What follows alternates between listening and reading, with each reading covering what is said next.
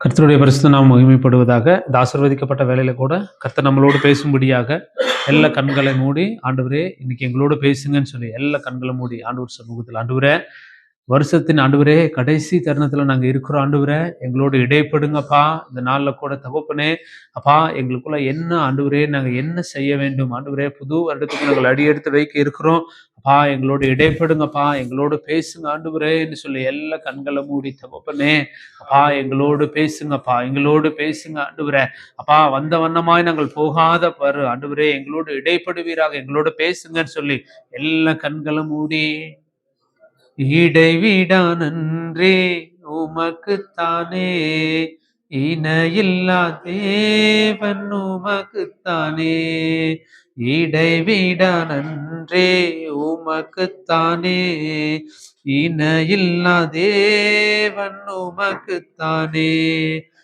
என்ன நடந்தாலும் நன்றி ஐயா, யார் கைவிட்டாலும் நன்றி. சொல்லுங்க, என்ன நடந்தாலும் நன்றி ஐயா, யார் கைவிட்டாலும் நன்றி ஐயா, நன்றி நன்றி இடைவிடா நன்றி உமக்குத்தானே, இணையில்லா தேவன் உமக்குத்தானே. சொல்லுங்க, இடைவிடா நன்றி உமக்குத்தானே, ஆமென். இணையில்லா தேவன் உமக்குத்தானே. நன்றி செலுத்துகிறோம். பரிசுத்த ஆவியானவரே அப்பா, எங்களோடு பேசுங்கன்னு சொல்லி நாங்கள் ஜெபிக்கிறோம். ஆவியானவர் நீர் அசைவடைவீராக. இயேசுவின் நாமத்தினால கேட்கிறோம் பிதாவே, ஆமென். ஆமென். சத்தமா சொல்லுங்க, ஆமென், ஆமென், ஆமென். அல்லேலூயா. சரி, ஆதியாகமும் 19வது அதிகாரம் 15வது வசனம். ஆதியாகமும் 19வது அதிகாரம் 15வது வசனம் படிங்க. கிழக்கு வெளுக்கும் போது அந்த தூதர் லோத்தை நோக்கி பட்டணத்திற்கு வரும் தண்டனையில் நீ அழியாதபடிக்கு எழுந்து உன் மனைவியையும் இங்கே இருக்கிற உன் 2 குமாரத்திகளையும் அழைத்து கொண்டு போ என்று சொல்லி அவனை துரிதப்படுத்தினார்கள். ஒரு ஆமென் சொல்லுங்க. அல்லேலூயா. வசனம் சொல்லுது, இன்னைக்கு இந்த மெசேஜுக்கு ஒரு தலைப்பு அப்படின்னு கேட்டா எழுந்துரு. சொல்லுங்க, எழுந்துரு. வசனம் சொல்லுது, கிழக்கு வெளுக்கும் போது அந்த தூதன் லோத்தை நோக்கி பட்டணத்துக்கு வரும் தண்டனையில் நீ அழியாதபடிக்கு எழுந்து. ஆண்டவர் நம்மளை பார்த்து சொல்றாரு, இந்த வருஷத்துல இருந்து புது வருஷத்துக்கு போகிறதுக்குள்ள கர்த்தர் நம்ம வாழ்க்கையில எழும்பணும்னு சொல்லி ஆண்டவர் விரும்புகிறார். ஆமென் சொல்லுங்களேன். அது சொல்றேன், ஒரு 3 காரியம் இருக்கு. எந்தெந்த காரியத்துல நம்ம எழும்ப வேண்டும், எந்தெந்த காரியத்துல நீங்க எழுந்திருந்தா மட்டும்தான் உங்களுக்கு அடுத்த வருஷத்துல நம்மளை ஆசீர்வதிக்க போகிறார். அதற்கு தகுந்த உபத்திரமும் வேதனையும் போராட்டமும் நம்மளை பின்தொடரும். அடுத்த வருஷத்துல கர்த்தரோடு, ஓசி 5:15 சொல்லுது, நீங்கள் கர்த்தரோடு இருந்தால் அவர் உங்களோடு. அந்த வசனத்தை படிங்களா. ஓசி 5:15 சொல்லுது, படிங்க அந்த வசனத்தை.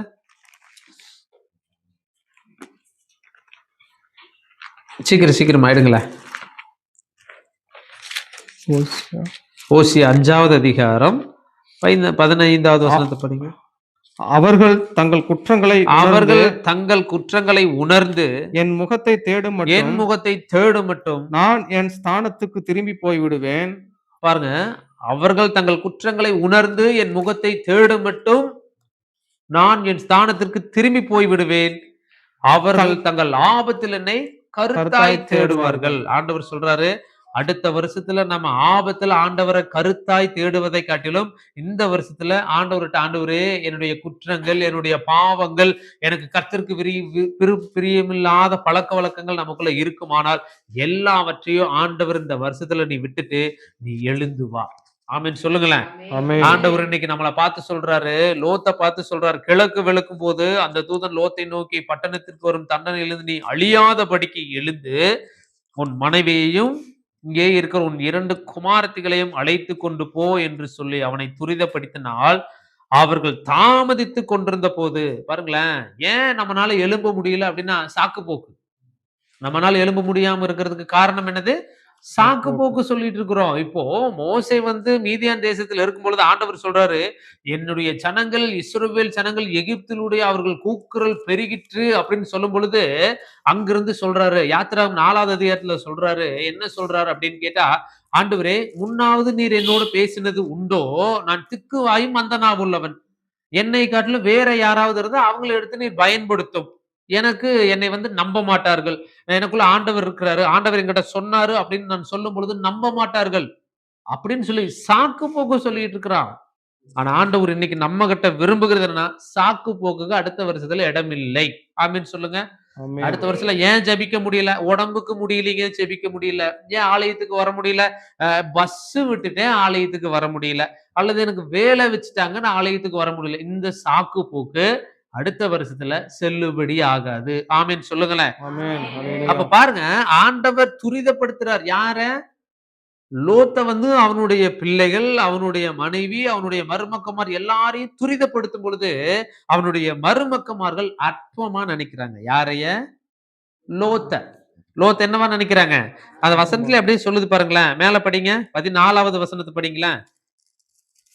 அப்பொழுது லோத்து புறப்பட்டு புறப்பட்டு தன் குமாரத்திகளை விவாகம் பண்ண போகிற ஆ. தன் மருமக்கள்மாரோட பேசி, ஆ. நீ எழுந்து இந்த ஸ்தானத்தை விட்டு புறப்பட்டு இந்த ஸ்தலத்தை விட்டு புறப்படுங்கள். கர்த்தர் இந்த பட்டணத்தை அழிக்கப் போகிறார் என்றான். ஆ. அவனுடைய மருமக்கள்மாரின் ஆ. பார்வைக்கு அவன் பரியாசம் பண்ணுகிற பாத்தீங்களா எப்படி பண்ணாங்களாமா? பரியாசம். நம்ம கர்த்தரோடு நம்ம இந்த வருஷத்துல எழும்பாத பட்சத்துல எல்லாம் பரியாசம் பண்ணுவாங்க. நம்ம ஆண்டவருக்கு உண்மையா இருக்கும் பொழுது எல்லாரும் பரியாசம் பண்ணுவாங்க. நம்ம சொல்ல வேண்டிய கடமை சொல்லுங்க.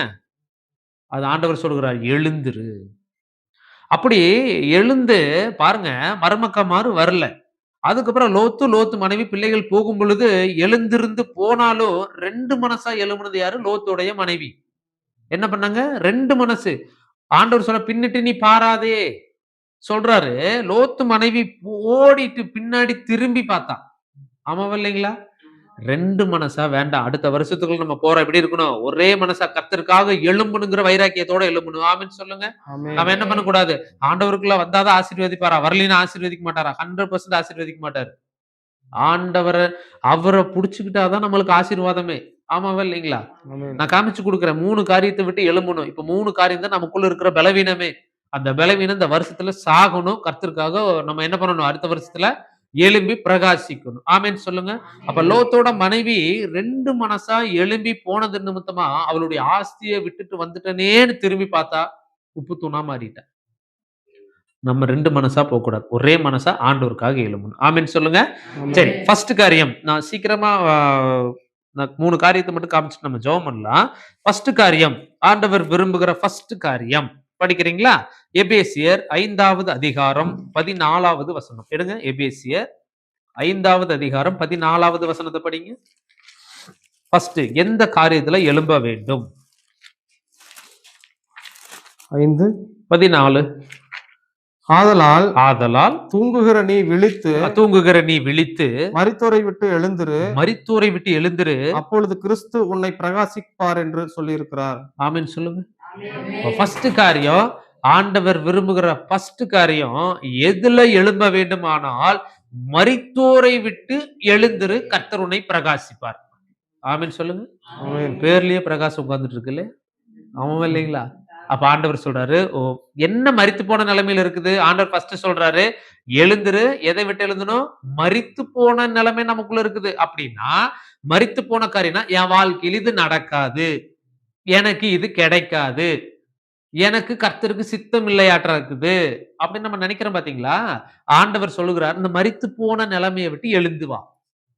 மரித்து போன நிலைமையை விட்டு எழுந்து வா. ஏன் அப்படின்னா கர்த்தர் விரும்புகிற காரியம் என்னன்னா, நம்மளுடைய சிந்தை மரித்து போன நிலைமையில இருக்கு. நம்ம இருதயம் மரித்து போன நிலைமையில இருக்கு. ஏன் அப்படின்னா நம்மளுடைய எண்ணங்கள், நம்மளுக்கு நடக்கிற காரியங்கள் எல்லாமே கைகூடி வர்ற மாதிரி இருக்கு. எல்லாம் கையை விட்டு தடையா இருக்கு. இதனால என்ன ஆகுது அப்படின்னா, சரி நமக்கு கிடைக்கிறதுக்கு வாய்ப்பு இல்லையாட்டு இருக்குது, இது நமக்கு கிடைக்காது அப்படின்னு ஒரு எண்ணத்துல வாழ்ந்துட்டு இருக்கிற ஆண்டவர் உங்களை பார்த்து சொல்றாரு, நீ மரித்தோரை விட்டு எழுந்து வா, கர்த்தர் உங்களை பிரகாசிப்பார். ஆமென் சொல்லுங்களேன். ஃபர்ஸ்ட் காரியம் ஆண்டவர் என்ன சொல்றாரா? மரித்த நிலைமை விட்டு வெளியே வா. எந்த காரியம்? மரித்து போன காரியம் எது? படிங்க. வெளிப்படுத்தின விசேஷம் 3வது அதிகாரத்தை திருப்புங்க. 3வது அதிகாரம் 1வது வசனத்தை 2வது வசனத்தை படிங்க. சர்தை சபையின் தூதனுக்கு நீ எழுத வேண்டியது என்னவென்றால் தேவனுடைய 7 ஆவிகளையும் ஆ. 7 நட்சத்திரங்களையும் உடையவர் சொல்லுகிறதாவது, ஆ, உன் கிரியைகளை உன் அறிந்திருக்கிறேன். கிரியை அறிந்திருக்கிறே, நீ உயிருள்ளவன் என்று பெயர் கொண்டிருந்தும் செத்தவனாய் எப்படி செத்தவனாயிருக்கிறாய். இருக்கிறீங்களாமா? உயிருள்ளவன் என்று சொல்லியும் எப்படி இருக்கிறோம்? செத்தவனாய் பேருக்கு நான் கிறிஸ்துவனா இருக்கிறேன், ஆனா எங்க வர மாட்டேன். சொல்லுங்க, எங்க வர மாட்டேன். நான் பேருக்கு கிறிஸ்துவனா இருக்கிறேன். ஆராதனை வேலையா இருக்கட்டும், ஒரு அபிஷேகமா இருக்கட்டும், ஒரு ஆறுதல், ஒரு ஒரு பெரிய ஒரு வல்லமையான மீட்டிங்கா இருக்கட்டும், அங்க போக மாட்டேன். ஏன்னு கேட்டா எனக்குள்ள ஆண்டவர் இல்லையா? நான் ஜெபம் பண்ண ஆண்டவர்கிட்ட பேச மாட்டாரா? சொல்லுங்களேன். ஆ? வசனம் சொல்லுது, ஒருவர் இருவர் எங்கேயோ அங்க நான் இருக்கிறேங்கிறாரு. மோசே தனியா உட்கார்ந்து ஜெபம் பண்ணாரு, ஆண்டவர் பேசலையா? ஏன் சர்ச்சுக்கு போனாதான் அபிஷேகம் பெற்றுக்கொள்ள முடியுமா? 100% சர்ச்சுக்கு போனாதான் அபிஷேகத்தை. ஏன் அதே பிரசங்கம் எனக்கு தெரியும். ஏன் நான் போதிச்ச ஆண்டவர் கேட்க மாட்டாரா? கேட்கவே மாட்டார். உனக்கு அந்த அழைப்பு இருக்குதா? கேட்கறதுக்கு உனக்கு ஆண்டவர் அந்த அழைப்பு கொடுத்திருக்கிறாரா? எல்லாருக்கும் விழுந்த கடமை என்ன அப்படின்னு கேட்டா, சத்தியத்தை சொல்ல வேண்டியது எல்லாருக்கும் மேல் விழுந்த கடமை. அதுக்குன்னு சொல்லிட்டு நான் பாஸ்டர் அப்படின்னு எடுத்துக்க முடியுமா? இல்ல நான் பெரிய பிரசங்கியார்னு எடுத்துக்க முடியுமா? ஆண்டவர் சொல்ற, உயிருள்ளவன் என்று சொல்லியும் செத்தவனாய் இருக்கிறாய் என்று பேரு கொண்டிருக்கிறாய். எப்படி இருக்கிறோமாமா? செத்து போன நிலைமையில இருக்கிறோம். எப்படி? பேருக்கு கிறிஸ்தவனா இருக்கிறோம். ஆனா வெளிப்புறத்துக்கு பைபிளை தூக்கிட்டு சோத்திரம் போட்டுக்கிறது. ஆனா உள்ள எப்படி இருக்குது? எப்படி இருக்கு தெரியுங்களா? அடுத்த பாயிண்ட்ல கொண்டு வரேன். உள்ள மனுஷன் எப்படி இருக்கிறானுங்கிறத நான் அடுத்தது கொண்டு வரேன். அப்ப கர்த்தர் விரும்புகிறது என்ன அப்படின்னா, உயிருள்ளவன் என்று பேர் கொண்டிருந்தும் செத்தவனாய் இருக்கிறாய். நீ விழித்துக் கொண்டு சாகிறதற்கு ஏதுவானவைகளை ஸ்திரப்படுத்து. அப்படின்னா என்ன தெரியுங்களா? விழித்துக் கொண்டு கண்ணை முழிச்சுட்டே இருக்கிறேன். ஆனா அடுத்தவங்களை குறிச்சு எனக்குள்ள இருக்கிற அந்த நெகட்டிவ் தாட் இருக்கு இல்லைங்களா? என் சிந்தை எப்படி இருக்கு தெரியுங்களா? கரப்டா இருக்குது. அப்படின்னா இவங்க கேரக்டர் சரியில்லை, இவங்க பேச்சு சரியில்லை, இவங்க பார்வை சரியில்லைன்னு சொல்லி சிந்தை செத்துட்டு இருக்குது. நான் உயிர் உள்ளவனா இருக்கிறேன். காண்கின்ற சகோதரனோடு அன்பு வைக்க முடியல. காணாத தேவனிடத்துல நீ எப்படி அன்பு வைப்ப? ஐக்கியம் வைக்கலைன்னா பரவாயில்ல, அன்பு செலுத்தலாமா இல்லைங்களா? சொல்லுங்களேன். அவங்களுக்காக ஜெபம் பண்ணலாம். ஐக்கியம்ங்கிறது என்னது? ஒரு தடவை 2 தடவை புத்தி சொல்லிட்டு அவனை விட்டு விலகு. அவன் பாவத்துக்குள்ள இருக்கிறான், அவன் கர்த்தருக்கு விரோதமா இருக்கிறான். அவனை 1 டைம் 2 டைம் புத்தி சொல்லிட்டு அவனை விட்டு விலகு. ஐக்கியம் வேண்டாம். அன்புங்கிறது என்ன தெரியுங்களா? அவனுக்காக, ஆண்டவரே இவன் பாவியா இருக்கிறான், துன்மார்க்க ஜீவியத்துல இருக்கிறான், இவனுக்காக நான் என்ன பண்றேன் உங்களுடைய சமூகத்துல? பரிந்து பேசி செபிக்கிறேன். இதை பண்ணலாமா பண்ணக்கூடாதுங்களா? அவன் எக்கேடோ எடுத்து தொலையிட்டுன்னு சொல்லி நம்ம உட்கார்ந்துட்டு இருந்தா, அப்ப உங்க சிந்தை எப்படி இருக்குதாமா? செத்துட்டு இருக்குது. அதுதான் அந்த வசனம் சொல்லுது. நீ விழித்துக் கொண்டு சாகிறதற்கு ஏதுவா இருக்கிறவைகளை ஸ்திரப்படுத்து. அப்படின்னா ஸ்திரப்படுத்து அப்படின்னா தயவு செய்து ஆண்டவர் சொல்றாரு, அடுத்தவன் குடும்பம் கெட்டு போறதை நீங்க நினைச்சு சந்தோஷப்படுவீர்கள், ஆனால் உங்க இருதயம் செத்துட்டு இருக்குதுன்னு அர்த்தம். இங்க இருக்கிறவங்க சொந்தக்காரங்களே, நம்மளுடைய சொந்தக்காரங்களே நம்ம நல்லா இருக்கக்கூடாதுன்னு நினைச்சிட்டு இருக்கிறவங்க இங்க நிறைய பேர் நமக்கு விரோதமா இருக்கிறாங்களாமா. ஆனா ஆண்டவர் சொல்றாரு, அவனுக்கு என்ன பண்ணினாலும் பரவாயில்ல, அவனை நேசி. பாருங்க, அந்த வசனத்தை அப்படித்தான் சொல்லுது. சிறப்படுத்து, உன் கிரிகைகள் தேவனுக்கு முன் எப்படி இருக்குதாமா? நிறைவுள்ளவைகளாக நான் காணவில்லை. சார், நம்ம சர்ச்சுக்கு வர்றோம், பைபிளை தூக்கிட்டு வர்றோம், ஆராதிக்கிறோம், வர்ஷிப் பண்றோம், மைக்க கையில பிடிச்சி அபிஷேகத்துல நடக்கிறோம். ஓகே, இது யாருக்கு குட் அப்படின்னு கேட்டா, நமக்கு விசுவாச மக்களுக்கு குட். ஆண்டவருக்கு எப்படி இருக்குதாமா? அதுல நிறைவே காணவில்லை. அந்த வசனம் அப்படித்தானே சொல்லுது. உன் கிரிகைகள் தேவனுக்கு முன் நிறைவுள்ளவளாக நான் காணவில்லை. சர்ச்சுக்குள்ள வரும்போது பரிசுத்த ஆவியானவர் அபிஷேகம். சர்ச்சு விட்டு வெளியே போனா சராசரி மனுஷன் பீடி குடிக்கிறோம், சிகரெட் அடிக்கிறோம், தண்ணி போடுறான், எல்லா அக்கிரமும் பண்ணி போட்டு பைபிளை பத்தி டாக்கு பயங்கரமா பைபிளை பத்தி பேசுறது மாய்மாலமான கிறிஸ்தவம். இதெல்லாம் இந்த வருஷத்துல சாகணும். ஆமென் சொல்லுங்களேன். புது வருஷத்துக்கு போறதுக்கு முன்னாடியே சாகிறத பத்தி பேசிட்டு இருக்கு இல்லையா? ஏன் அப்படின்னு கேட்டா, உனக்குள்ள இருக்கிற என்னது இருக்கணும்? உனக்குள்ள இருக்கிறது என்னது? மரித்தோரை விட்டு எழுந்துரு. எது சாகணும் அப்படின்னா, எல்லாருமே எனக்கு தெரியும், தெரிஞ்சு துணிகரமா யாருக்கு தெரியாதுன்னு சொல்லி நம்ம பண்ற தப்பு இருக்கு இல்லைங்களா? அப்பாவுக்கு தெரியுது. எந்த அப்பாவுக்கு? பெத்த அப்பாவுக்கு தெரியாது, பெத்த அம்மாவுக்கு தெரியாது, பட்டச்சவருக்கு தெரியும். துணிகரமணி பாவம் பண்ணிட்டு வந்து உள்ள கொண்டு பரிசுத்தாவியானவர் அபிஷேகம் நிரம்புது. சோத்திரந்தா யாருக்குன்னு தெரியல, சொல்லிட்டார், நான் சொல்லிட்டேன். ஆமென் சொல்லுங்களேன். ஆமென் சொல்லுங்களேன். அப்ப இதெல்லாம் சாகணும். சரிங்களா? இதெல்லாமே சாகணும். இது சாகாத பட்சத்துல பாருங்க, யோபு வசனத்தை எடுக்கிறீங்களா? யோபு யோபு பாருங்க, அந்த குடும்பமே பாருங்களேன். யோபு எப்பேற்பட்ட மனுஷன் தெரியுங்களா? யோபு 1வது அதிகாரம் 1வது வசனத்தை படிங்களேன்.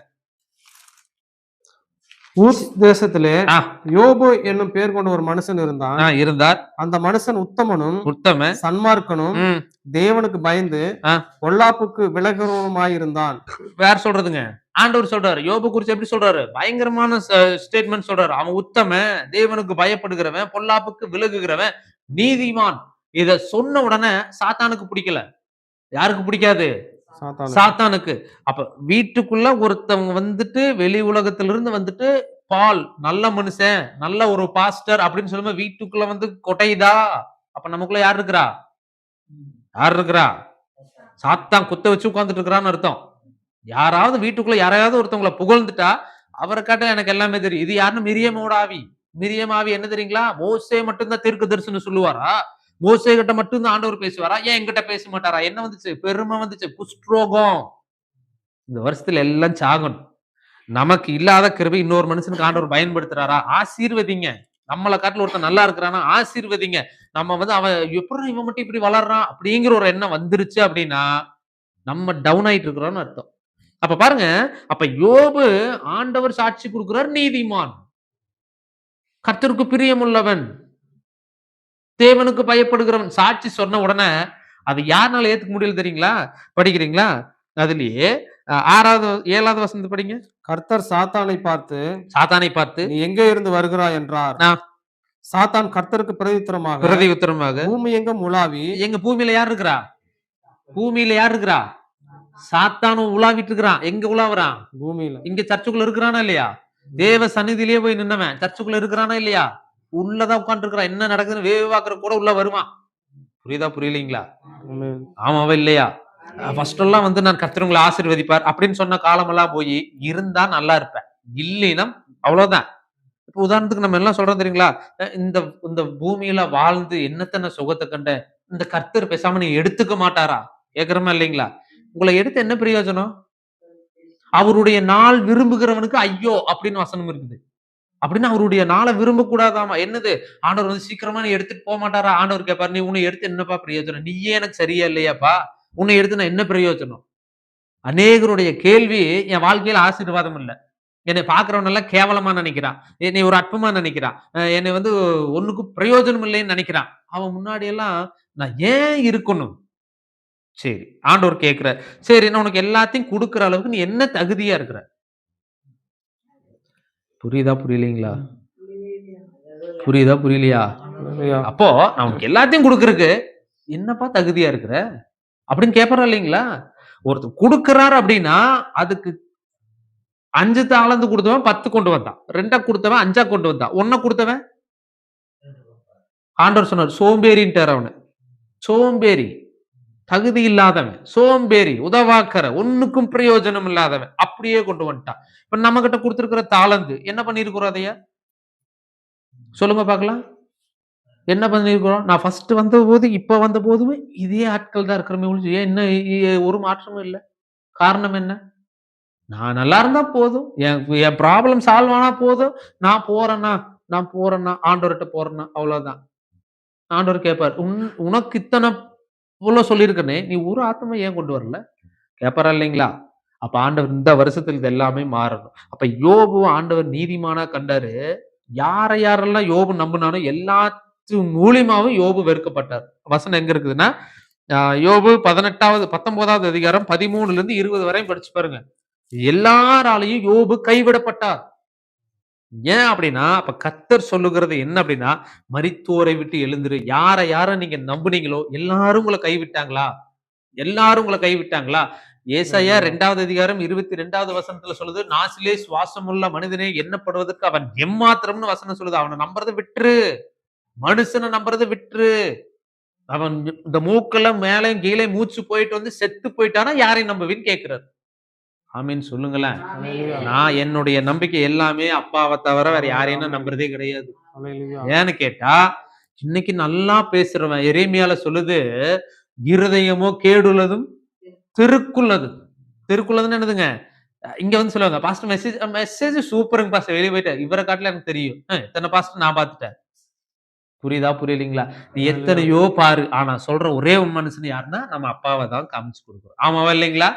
ஃபர்ஸ்ட் காரியம், மரித்தோரை விட்டு எழுந்திரு, கர்த்தர் உங்களை பிரகாசிப்பார். ஆமென் சொல்லுங்களேன். ஆமென்.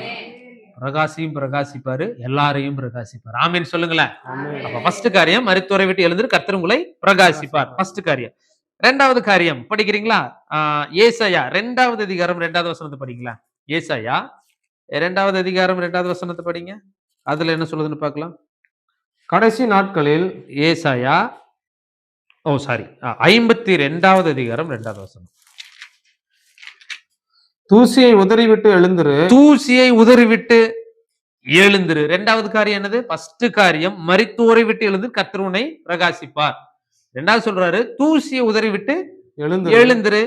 எருசலேமே, எருசலேமே வீற்றிரு, சிறைப்பட்டு போன சீயோன் குமாரத்தியே, உன் கழுத்தில் உள்ள கட்டுகளை அவிழ்த்து விடு.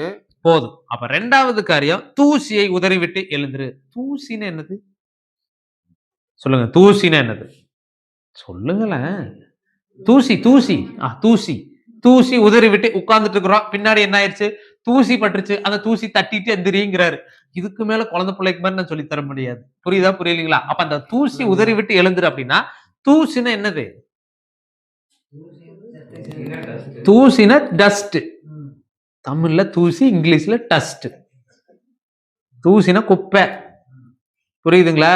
நீ வெள்ளை துணி போட்டுக்கிற, பின்னாடி எல்லாம் குப்பையாக்குது, தட்டிட்டு எந்திரிங்கிறாரு. அப்படின்னா ஆண்டவர் உங்களை எழும்ப சொல்றது என்னன்னா, குப்பை மாதிரி நிறைய காரியத்தை போட்டு உள்ள போட்டு ஸ்டோரேஜ் பண்ணி வச்சிருக்கிறீங்க. இந்த வருஷத்துல ஆண்டவர் சொல்றாரு, ஏன் அடுத்த லெவலுக்கு உங்களால எழும்ப முடியல? ஏன் ஜெபம் பண்ணா ஒரு மனசு சமாதானம் வரல? ஏன் ஜெபம் பண்ணா நம்ம வாழ்க்கையில ஒன்னும் நடக்கல? அப்படின்னா குப்பை இருதயத்துக்குள்ள நிறைய இருக்குதுப்பாங்கிறாரு.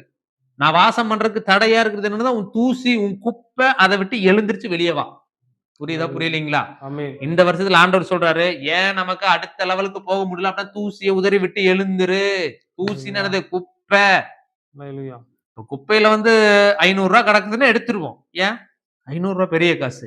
இதே இத்த பெரிய சாப்பாடு உள்ள விழுந்துருச்சுன்னா, அது குப்பைக்குள்ள விழுந்துருச்சு, என்ன பண்ணுவீங்க? ஏன்? அது அதுல இருந்து இன்னொன்னு சாப்பிட்டுக்கலாமே. அது வேஸ்ட். இதே நம்மளதான் இப்ப நம்மளும் இருக்கிறோம். ஆனா ஆண்டவர் ஐயோ தூசியாக்குறானே, குப்பையாக்குறானே நம்மளை விட்டுட்டு போனா நம்ம நிலைமை எங்க போறது? குப்பையான நம்மள ஆண்டவர் கோபுரத்துல வச்சிருக்கிறாரு. ஆமான்னு சொல்லுங்களேன். குப்பையான நம்மள எங்க வச்சிருக்கிறாரு? கோபுரத்துல வச்சு அழகு பாக்குறாரு. ஆனா என்ன குப்பை நமக்குள்ள இருக்கு தெரியுங்களா? சொல்லுங்க பாக்கலாம். என்ன குப்பை இருக்குது நமக்குள்ள? கசப்புங்கிற ஒரு குப்பை இருக்குதா இல்லைங்களா? கசப்பு இருக்குதா இல்லையா? இந்த கசப்பு ஒரு மனுஷனுக்குள்ள எங்க போவோம் தெரியுமா? சொல்லுங்களேன், எங்க போவோம்? பரலோகம் போவோமா? இந்த காமிச்சு தர எங்க போறோம்னு எடுங்க. எபிரேயர் எடுங்க. பரலோகமா வரும். கசப்பு உள்ள ஒரு மனுஷனுக்குள்ள வந்துச்சு, எங்க போறோம்னு காமிச்சு தர எடுங்க. எபிரேயர் 12வது அதிகாரம்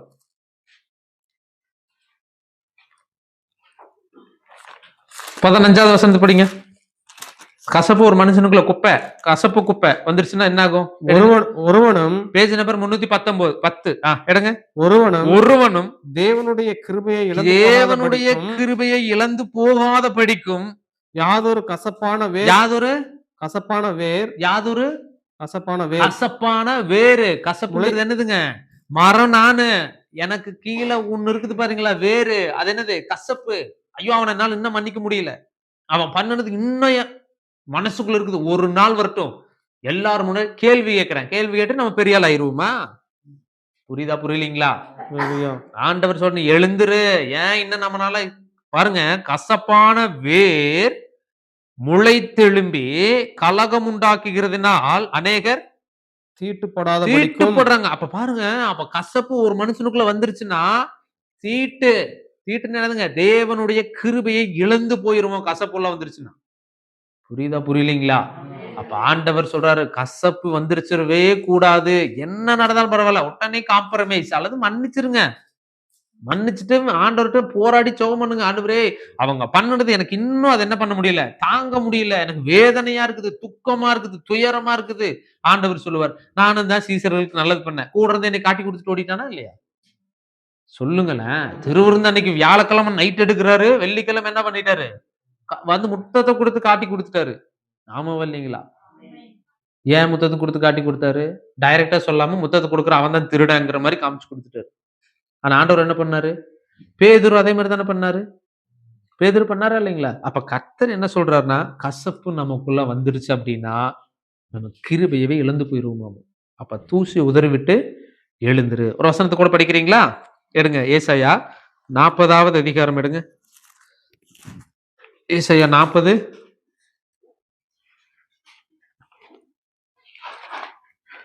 13 படிங்க. கர்த்தருடைய ஆவியை கர்த்தருடைய ஆவியை அளவிட்டு அளவிடுறது. அளவிடுறதுன்னு என்னது? அளக்கிறது. அப்படின்னு என்னது? டேப் வச்சு அளக்குறதா? கர்த்தருடைய ஆவியை அளக்குறதுன்னு என்னது? சொல்லுங்க. அப்படின்னு என்னது? படிங்க. கர்த்தருடைய ஆவியை அளவிட்டு அவருக்கு ஆலோசனைக்காரனா இருந்து அவருக்கே ஆலோசனைக்காரனா இருந்து அவருக்கு போதித்தவன் யார்? பாருங்களேன், தமக்கு அறிவை உணர்த்தவும், தம்மை தமக்கு அறிவை நியாய உணர்த்தவும், வழியிலே உபதேசிக்கவும், தமது ஞானத்தை கற்றுக் கொடுக்கவும், தமக்கு விவேகத்தின் வழியை அறிவிக்கவும் அவர் யாரோடு ஆலோசனை பண்ணினார்? ஆண்டவர் பரிசுத்த ஆவியையே என்ன பண்றது தெரியுங்களா? கணக்கு பார்க்கிறோம்.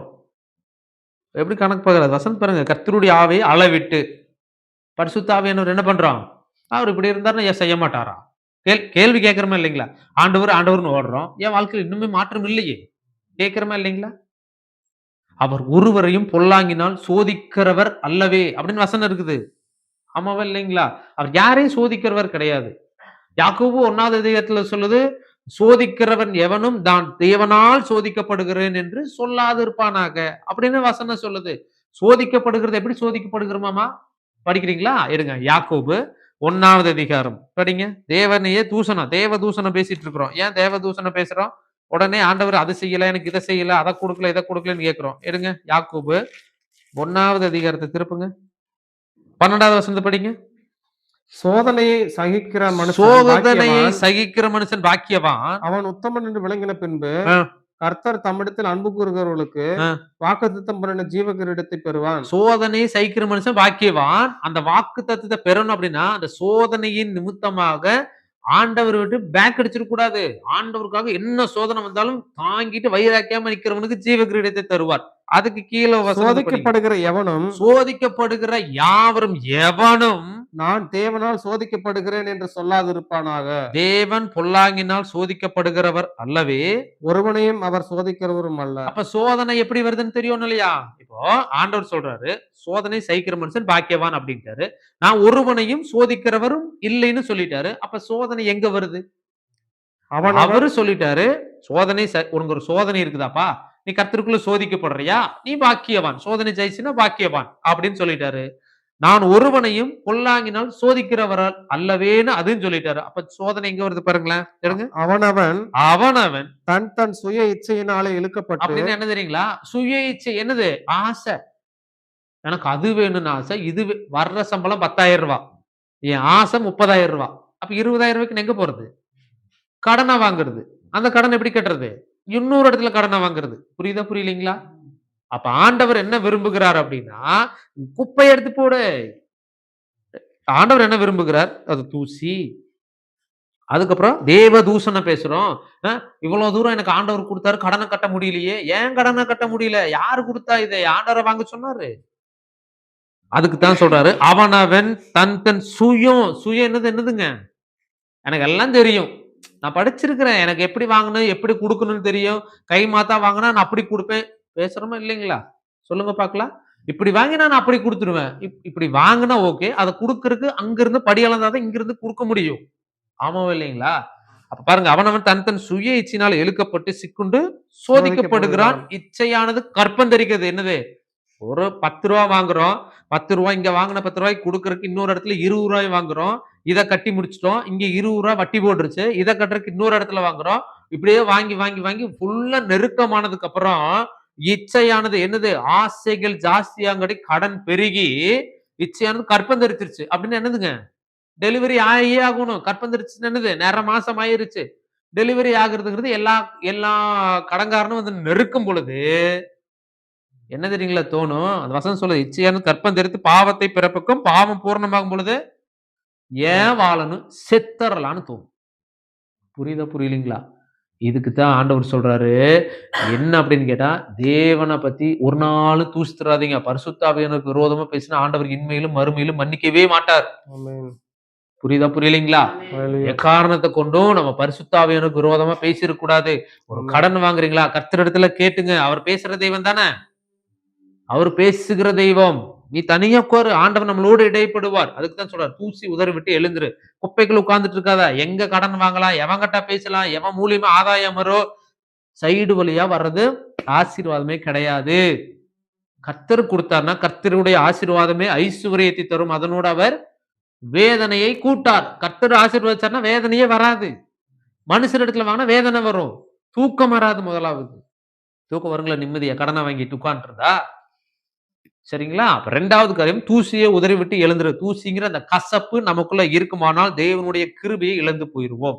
செகண்ட், கடைசி ஒரு காரியத்தை மட்டும் பார்த்துட்டு நம்ம ஜெபம் பண்ணுவோம். மூணாவது காரியம் படிக்கிறீங்களா? ஏசாயா 52வது அதிகாரம் 1வது வசனத்தை படிங்க. ஒரே ஒரு மனுஷனை மட்டும் பார்த்துட்டு நம்ம ஜெபம் பண்ணுவோம். எழும்பு எழும்பு சீயோனே, எழும்பி எழும்பு சியோனே, உன் வல்லமையை தரித்துக்கொள். சரி, மூணாவது காரியம், ஃபர்ஸ்ட் காரியம் மரித்தோரை விட்டு எழுந்திரு, கர்த்தர் உங்களை பிரகாசிப்பார். ரெண்டாவது காரியம் சொல்றது, தூசியை உதறி விட்டு எழுந்திரு, கர்த்தர் உங்களை பிரகாசிப்பார். மூணாவது காரியம் சொல்றாரு, அவருடைய வல்லமையை தரித்துக்கொள்.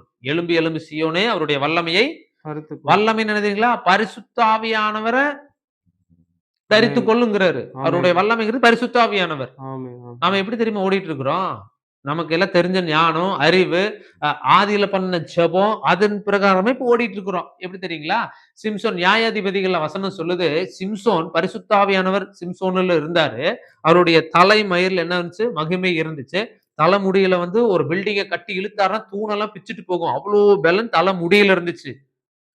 தெளிலால் மடியில போய் விழுந்தாரு, மொட்டை அடிச்சாரு, மகிமை தன்னை விட்டு விலகினதை கூட சிம்சோன் எப்பயும் போல இருந்தான். புரியுதா இல்லைங்களா? ஆண்டவர் நமக்குள்ள அபிஷேகத்தை கொடுத்திருக்கிறாரு, வரங்கள், கனிகள், வல்லமைகள் எல்லாம் கொடுத்திருக்கிறாரு. பாவங்கிறது உள்ள வந்துருச்சு, ஆவியானவர் சைலண்ட் ஆயிட்டாரு. இப்ப வரையும் ஆதியில ஆண்டவரோடு நம்ம ஓடிட்டு இருந்த மாதிரி இப்ப வரையும் நம்ம ஓடுறோம். ஆண்டவர் நமக்குள்ள இருக்கிறாரா இல்லையான்னு தெரியாம ஓடிட்டு இருக்கிறோம். இப்ப ஆண்டவர் சொல்றார், வல்லமையை தரித்துக்கொள். அடுத்த வருஷம் போகணும் அப்படின்னா பரிசுத்தாவியானவருடைய வல்லமை இல்லாத பட்சத்துல நம்மனால அடுத்த வருஷத்துல புலம்பல் தான் அதிகமா இருக்கும், வேதனைகள் அதிகமா இருக்கும். இப்ப எல்லாம் எப்படி தெரியுங்களா? எல்லாம் பரிசுத்தாவியானவர் வேஷம் தெரித்து எல்லாம் ஓடிட்டு இருக்கிறாங்க. எனக்கு தெரிஞ்ச சில ஊழியக்காரங்கள் அப்படிதான் இருக்கிறாங்க. எப்படி தெரியுங்களா? பரிசுத்தாவியானவர் வேஷம். ஆண்டவர் இருக்கிறாரு, நல்ல ஊழியக்காரங்க தான், வல்லமையான ஊழியக்காரங்க. இப்ப எப்படி ஆயிட்டாங்க தெரியுங்களா? எல்லாம் அப்படியே உலகம், மாய்மாலம். ஆண்டவர் சொல்றாரு, இனம் கண்டுகொள் சொல்றாருங்களா இல்லைங்களா? கனிகளினாலதான் கண்டுகொள்ள முடியும். சரிங்களா? சரி, யாருங்கிற ஒரு மனுஷன் மட்டும் நம்ம காமிச்சிட்டு பிலிப்பியர் 3வது அதிகாரம் 10வது வசனம் படிங்க. வல்லமையை தரித்துக்கொள். பிலிப்பியர் 3:10 படிங்க. இப்படி நான் அவரையும் அவருடைய உயிர்த்தெழுதலின் வல்லமையையும் அவருடைய பாடுகளின் ஐக்கியத்தையும் அறிகிறதற்கும் அவருடைய மரணத்திற்கு ஒப்பான மரணத்திற்குள்ளாகி எப்படியாயினும் நான் மரித்தோரிலிருந்து உயிரோடு எழுந்திருப்பதற்கு தகுதியாகும் படிக்கும் அவருக்காக எல்லாவற்றையும் நஷ்டம் என்று விட்டேன். பாத்தீங்களா? மரித்தோரிலிருந்து எழுப்பினவருக்காக என்ன பண்றது? எல்லாத்தையும் நஷ்டம் என்று விட்டேன். இப்ப என்ன பண்றோம்? ₹1 அதை வாங்காம விட மாட்டோம் இல்லையா? நான் அப்படித்தான் இருந்தேன், நல்ல வேலையில இருந்தேன், ஆண்டவருக்காக எல்லாத்தையும் தூசியும் குப்பைன்னு விட்டு போட்டு ஆண்டவருக்காக நான் வந்துட்டேன். இப்ப வரை ஆண்டவர் என்னை ஜாம்னு வச்சிருக்கிறாரு. ஆமீன் சொல்லுங்களேன். நானு சம்பாதிக்கிற போது கூட வேதனை, துக்கம், அநேக பாவ பழக்க வழக்கத்துக்குள்ள நான் ஆயிட்டேன். நான் வேலையில இருக்கும்போது ஆண்டவர் விட்டு வந்ததுக்கு அப்புறம் இப்ப வரையும் குறைவில்லாம கர்த்தரனை நிறைவா நடத்துறாரு. ஆமீன் சொல்லுங்களேன். இப்ப வரை என்ன சொல்ல முடியும்? எனக்கு என்ன கடன் இருக்குது அப்படின்னு கேட்டா ஒரு இது இல்ல. இப்ப வரையும் ஆண்டவர் என்னை நிம்மதியா வச்சிருக்கிறாரு. குழந்தைகளை கொடுத்திருக்கிறாரு, எனக்கு ஒரு மனைவியும் கொடுத்திருக்கிறாரு. ஆமீன் சொல்லுங்களேன். நிறைவான வாழ்க்கையை கொடுத்திருக்கிறாரு, நிம்மதியா இருக்கும். சரிங்களா? அப்ப பாருங்க, அப்ப பரிசுத்தாவியானவர் வந்துருச்சுன்னா என்ன நடக்குது பாருங்களா? ஒரு மனுஷனுக்குள்ள பரிசுத்தாவியானவர் இல்லாத போது எப்படி இருந்தா, பரிசுத்தாவியானவர் வந்ததுக்கு அப்புறம் இருந்தான் அப்படிங்கிறது மட்டும் காமிச்சிட்டு நம்ம ஜெபம் பண்ணலாம். படிக்கிறீங்களா? எடுங்க, மத்தேயு 26வது அதிகாரம் 33வது வசனத்தை படிங்க. 26:33. ஆகிலும் நான் உயிர் தெழுந்த பின்பு உங்களுக்கு முன்னே கலிலேயாவுக்கு போவேன் என்றார். 31ல இருந்து சொல்லுது. ஆண்டவர் சொல்ற, இந்த ராத்திரியில நீங்கள் எல்லாரும் என்னை விட்டு இடரல் அடைவீர்கள் அப்படின்னு. என்னை விட்டு எல்லாம் ஓடி போயிருவீங்க. அப்படின்னு சொல்லிட்டு சொல்லும் பொழுது அதுக்கு பேதுரு 33 சொல்றது, பேதுரு பேதுரு அவருக்கு அவருக்கு பிரதியுத்தரமாக, பிரதியுத்தரமாக, உமது நிமித்தமும் எல்லாரும் இடறல் அடைந்தாலும் எல்லாரும் இடரல் அடைந்தாலும் நான் ஒரு காலம் இடறல் அடையேன் என்றான். இயேசு அவனை நோக்கி, இந்த ராத்திரியிலே சேவல் கூவுவதற்கு முன்னே ஆ. நீ என்னை 3 தரம் மறுதலிப்பாய் என்று மெய்யாகவே உனக்கு சொல்லுகிறேன் என்றான். அதற்கு பேதுரு, நான் உம்மோடே மரிக்க வேண்டியதா பாருங்க என்ன இருந்தாலும் சொல்றாரு, நான் உம்மோடு மரிக்க வேண்டியதா உம்மை இருந்தாலும் மறுதலிக்க மாட்டேன் உம்மை என்றான். மறுதலிக்க மாட்டேன் என்று என்றான். ம், சீசர்கள் எல்லாரும் அப்படியே சொன்னார்கள். பாத்தீங்களா? பேதுரு சொல்றாரு, அவர் கொடுத்த பயங்கரமான டாக்டர் எப்படி தெரியுங்களா? இப்படிதான் நம்ம வாழ்ந்துட்டு இருக்கிறோம். எப்படி வாழ்ந்துட்டு இருக்கிறோம்? ஆண்டவருக்காக எந்த பிரச்சனை வந்தாலும் நான் ஆண்டவருக்காக நிப்பேன் பிரதர், நான் ஆண்டவர் நிப்பேன் பாஸ்டர், நான் வைராக்கியம் நிப்பேன் அப்படின்னு சொல்லி ஒரு பிரச்சனை வரும்போது ஆளுக்கு அப்படியே சந்துக்குள்ள புந்துக்குள்ள எல்லாம் ஓடி போயிருவீங்க. அப்படித்தான் நடந்திருக்குது. பேதுரு அப்படி சொன்ன பேதுரு ஆண்டவர் எப்படி சொல்லி பேசியிருக்காரு பாருங்களேன். அதுலயே 72, 73, 74 மூணுமே படிச்சிருங்களேன். அவனோ அவனும் அந்த மனுஷனை நான் அறியேன் என்று ஆணையிட்டு அந்த மனுஷனை எப்படி சொன்னாரு? ஆண்டவரேன்னு போய் எப்படி சொல்றாரு? அந்த மனுஷனை அறியேன் என்று ஆணையிட்டு மறுபடியும் மறுதலித்தான். சற்று நேரத்துக்கு பின்பு ஆ. அங்கே நின்றவர்கள் பேதுருவிடத்தில் வந்து, ஆ. மெய்யாகவே நீயும் அவர்களில் ஒருவன், ஆ. உன் பேச்சு உன்னை வெளிப்படுத்துகிறது பாத்தீங்களா? என்றார்கள். நீங்க ஆண்டவரோடு இருந்தா, பேதுரு வந்து ஆண்டவரோடு இருக்குங்காட்டியும் ஆண்டவருடைய பேச்சு அப்படியே அவனுக்குள்ள வெளிப்படுது. நம்ம ஆண்டவருக்குள்ளதான் இருக்கிறோம். ஆண்டவருடைய சுபாவம் நமக்குள்ள வெளிப்படுதா? எப்படி சொல்றாங்க தெரியுமா? உங்க தாத்தன மாதிரி உனக்கு கோபம் வருது. யாரு மாதிரி வருது? தாத்தா மாதிரி வருது. உங்க பாட்டி மாதிரி கோபம் வருது. சொல்றோமா இல்லைங்களா? ஏன் ஆண்டவருடைய சுபாவம் ஏன் நம்ம வாழ்க்கையில வெளிப்பட மாட்டேங்குது? அதை விட அடுத்த வசனத்தை படிங்க. அப்பொழுது அவன் அந்த மனுஷனை அறியேன் என்று பாருங்க, அந்த மனுஷனை அறியேன் என்று சொல்லி சபிக்கவும் சத்தியம் பண்ணவும் தொடங்கினான். ஆ. உடனே சேவல் கூவிற்று. பாத்தீங்களா? அப்ப ஆண்டவர் என்ன சொல்றாருன்னா, உயிர்த்தெழுந்த வல்லமையை நாம பெற வேண்டும். இத சொல்லிட்டு அப்போஸ்தலர் எடுங்க. அந்த இடத்துல என்ன நடக்குதுன்னு பாருங்க. அப்போஸ்தலர் 3வது அதிகாரத்தை எடுங்களேன். அதுல பாருங்க சார் என்ன பேசுறாரு பாருங்க. எடுத்துட்டீங்களா? அப்போஸ்தலர் 3வது அதிகாரம் 14வது வசனத்தை படிங்க. பரிசுத்தமும் நீதியும் உள்ளவரை ஆ. நீங்கள் மறுதலித்து எப்படி சொல்றாரு பாருங்க. பேதுரு சொல்றாரு, பரிசுத்தாவியானவர் தேவனுடைய வல்லமை மனுஷனுக்குள்ள இறங்குனதுக்கு அப்புறம் அவர் பேசுற வார்த்தை, பரிசுத்தமும் நீதியும் உள்ளவரை நீங்கள் மறுதலித்து, யார் சொல்றா? மறுதலித்தவனே சொல்றான், நீங்க எல்லாம் மறுதலிச்சிட்டீங்க அப்படின்னு. இவர் வந்து மறுதலிக்காதவர். அவர் சொல்றாரு மறுதலிச்சிட்டீங்க அப்படின்னு. மறுதலித்து கொலைபாதகனை ஆ. உங்களுக்காக விடுதலை பண்ண வேண்டும் என்று கேட்டு ஆ. ஜீவாதிபதியை கொலை செய்தீர்கள். ஆ. அவரை தேவன் மரித்தோரிலிருந்து எழும்பினார். ஆ. அதற்கு நாங்கள் சாட்சிகளாய் பாத்தீங்களா? இருக்கிறோம். இவர் சாட்சியுள்ள வாழ்க்கை வாழ்றாரு. அப்ப தேவனுடைய வல்லமை பரிசுத்தாவியானவர் நமக்குள்ள வரும் பொழுது அவருக்காக சாட்சியா நிற்போம். ஆமீன் சொல்லுங்க. அப்ப இந்த ஆமென். வருஷத்துல ஆண்டவர் நம்மகிட்ட விரும்புகிற காரியம் 3 காரியம். மரித்தோரை விட்டு எழுந்துரு. முடிஞ்சு போன காரியத்தை திரும்ப திரும்ப பேசாதீங்க. அல்லது என் வாழ்க்கையில நடக்காதுன்னு சொல்லி நெகட்டிவான வார்த்தைகள் பேசாதீங்க. என் வாழ்க்கையில நடக்காது, இது எனக்கு கிடைக்காது, இது வராது, இது போகாது, இது இப்படித்தான், இது திருந்தாது சொல்லாதீங்க. அது எல்லாத்தையும் ஆண்டவர் தூக்கப்படுவார். மரித்தோரை விட்டு எழுந்துரு, கர்த்தர் பிரகாசிப்பார். 2வது, தூசியே உதறி விட்டு எழுந்துரு. தூசிங்கிறது அந்த கசப்பு, கோபம், பொறாமை, எரிச்சல், வைராக்கியம் இதெல்லாம் உள்ள இருக்கும் பொழுது ஆண்டவர் எப்படி நம்மளை ஆசீர்வதிப்பார். கசப்பு ஒரு மனுஷனுக்கு உள்ள வந்துருச்சுன்னா அது எப்படி தெரியுங்களா? அந்த வேருங்கிறது கசப்பு. அது உள்ள வந்துச்சுன்னா தேவனுடைய கிருபையே இழந்து போயிருவோமாமா. அப்ப ஆண்டவர் நம்மளை விட்டு போயிட்டு நம்ம என்ன பொணமா வாழ்ந்துட்டு இருக்கிறோம்னு அர்த்தம். சரிங்களா? 2வது, தூசி உதறி விட்டு எழுதுரு. 3வது, அவருடைய வல்லமையை தரித்துக்கொள். அப்ப வல்லமையை தரித்து கொள்ளாத போது பேதுரு பேசினது ஆண்டவரை சபிக்கவும் சத்தியம் பண்ணவும் தொடங்கினா. ஆனா ஆண்டவர் மரித்து உயிர்த்து எழுந்த உடனே யாரை தெரியுமா பார்க்க போனாரு? எந்த பேதுரு மறுதளிச்சானோ அந்த பேதுருவை தான் பார்க்க போனாரு. ஆமென் சொல்லுங்க. இப்ப ஆண்டவர் உங்களை பார்த்து சொல்றாரு, நீங்க ஆண்டவருக்கு விரோதமா எவ்வளவோ பேசியிருக்கலாம், ஆண்டவருடைய பிள்ளைகளுக்கு விரோதமா பேசியிருக்கலாம், தேவ தூஷணம் பேசியிருக்கலாம், ஆண்டவர் கொடுக்க வேண்டிய நேரத்தை கொடுக்காம இருந்திருக்கலாம். ஆண்டவர் இன்னைக்கு உங்களை பார்த்து சொல்றாரு, உன்னை நான் மன்னிச்சிட்டேன். ஆமென் சொல்லுங்க. இன்னைக்கு நீங்க ஒரு எழுப்புதல் நமக்குள்ள வரணும்.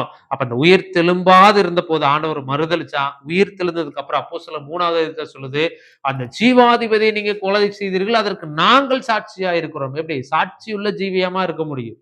பரிசுத்தாவின் ஒரு மனுஷனுக்கு வந்துட்டா நமக்குள்ள சாட்சியுள்ள ஜீவியமா இருக்க முடியும். அப்படி எல்லா கண்களை மூடுவோமா?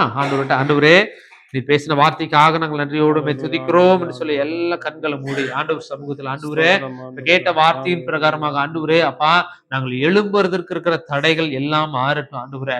லோத்துடைய மனைவியை போல ஆண்டவரே அப்பா உலகத்தின் மேல ஆசை வைத்து நாங்கள் பின்னிட்டு பார்த்திருப்போம். ஆனால் ஆண்டவரே இந்த வருஷத்தில் இது எல்லாமே எங்களுக்குள்ள இருந்து மாறுவதாக ஆண்டவரே எல்லா வாய்களை திறந்து ஆண்டவர்கிட்ட, ஆண்டவரே நான் உண்மை பிடிச்சுக்கிறேன்ப்பா, நான் எழும்புன்னு ஆண்டவரே, நான் எலும்பு இருக்கிற தடைகள் எல்லாம் மாறட்டும்னு சொல்லி செபிக்கலாமா? எல்லா கண்களை மூடி ஆண்டவரே அப்பா இந்த வேலையில தகப்பனே உடைய சமூகத்துல நாங்கள் ஆண்டவரே கேட்க, ஆண்டவரே இந்த வார்த்தையை கேட்டு கிருபை செய்து ஈவுக்காக நன்றி செலுத்துகிறோம் ஆண்டவரே. இயேசுவின் நாமத்தினால் ஆண்டவரே லோத்தினுடைய மனைவியை போல தகப்பனே அப்பா கர்த்தர் எழுந்து இந்த பட்டணத்தை விட்டு வெளியே போ, என்னுடைய கோபம் இருக்கு, இதை நான் அழிக்க போறேன் என்று சொல்லும் பொழுது எல்லாம் வெளியே போனாலும் ஆனா லோத்தினுடைய மனைவி அதை திரும்பி பார்த்தது நிமித்தமா உப்பு தூணாய் மாறினது போல ஆண்டவரே நாங்கள் எந்த காரணத்தை கொடுத்து ஆண்டவரே கர்த்தருக்காக நாங்க எழும்பிட்டு ஆண்டவரே கலப்பில கை வைத்துட்டு பின்னிட்டு பாராது இருக்க கடவன் என்று சொன்னது போல நாங்கள் பின்னிட்டு பார்க்க கூடாது ஆண்டவரே. கர்த்தருக்காக நாங்கள் பிரகாசிக்கிற பாத்திரமா இருக்கணும் அப்பா. ஆண்டவரே மரித்தோரை விட்டு எழுந்திரு கர்த்தர் உன்னை பிரகாசிப்பார் என்று சொன்னது போல ஆண்டவரே யோபு ஆண்டவரே அவ்வளவு பெரிய ஆளாயிருந்த யோபு கர்த்தர் கொடுத்த அந்த சாட்சியை சாத்தானால ஏற்றுக்கொள்ள முடியாதது போல ஆண்டவரே எங்க வாழ்க்கையில ஆண்டவரே நீர் எங்க மேல வச்சிருக்கிற திட்டம் ஆண்டவரே பெரிய திட்டமா இருக்குது ஆண்டவரே. அந்த திட்டத்துக்கு வழி விலக செய்யறான் சாத்தான், அதை இனம் கண்டுகொள்ள ஆண்டவரே அப்பா. ஆண்டவரே நீர் எங்களை விட்டுறாதீங்க தகப்பனே, எங்களை விட்டுறாதீங்க ஆண்டவரே. யோபனுடைய சகோதரர்கள் எல்லாரும் ஆண்டவரே உறவுகள் ஆண்டவரே எல்லாரும் பகைத்தாலும் யோபு கர்த்தருக்காக உண்மை உத்தமமாய் இருந்தது போல தகப்பனே. மரணத்துக்கு ஏதுவான வியாதி வந்திருந்த பொழுது கூட யோபு கர்த்தரிடத்துல நன்மையை பெற்ற நாம் தீமையை பெற வேண்டாமோ என்று சொல்லி வைராக்கியமா இருந்தது போல நாங்க இன்னைக்கு ஒரு வைராக்கியமா இருக்கிற ஆண்டவரே. ஆண்டவரே மரித்த நிலைமையை விட்டு நாங்கள் எழுந்திருக்க ஆண்டவரே இன்னைக்கு எங்களோடு நீர் பேசினீர் என்பதை நாங்கள் விசுவாசிக்கிறோம் ஆண்டவரே.